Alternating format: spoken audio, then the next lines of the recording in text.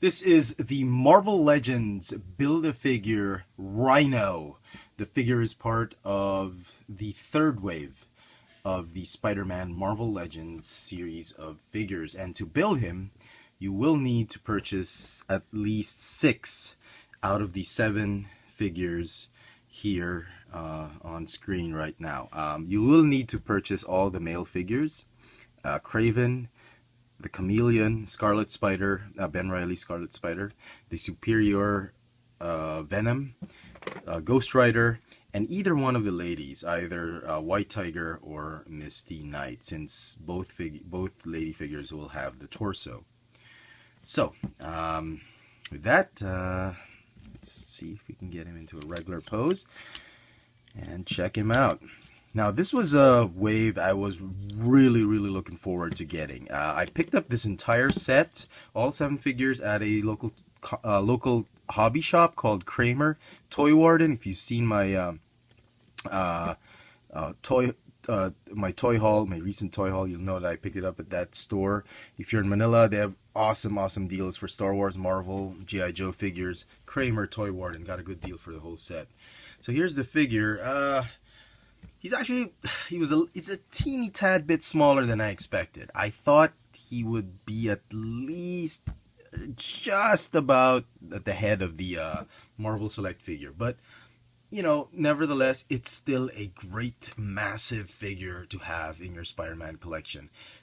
Despite not be, I wanted him to be at least this tall, like about 8 inches tall. He's about 7.5 with the horns, but I wanted him at least 8 or 9 inches. But anyway, the bulk of the figure, the sheer mass of the figure, more than makes up for that little height discrepancy that I was looking forward to. But look at that figure. Look at this figure.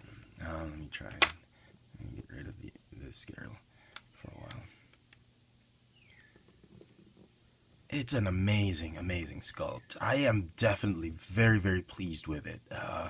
The paint apps on the figure, they got some shading, some wash all over this figure. It's got one kind of paint apps. The entire body, it's gray with a little bit of wash.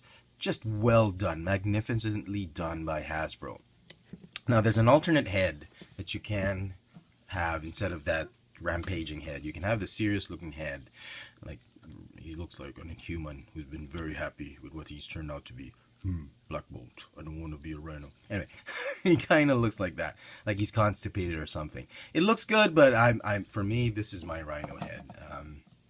Here is the Marvel Universe Rhino. As you can see, there's some similarities, and then this one has some armor plating here and there. But the toes, the way the legs and the arms have been sculpted, they're very similar.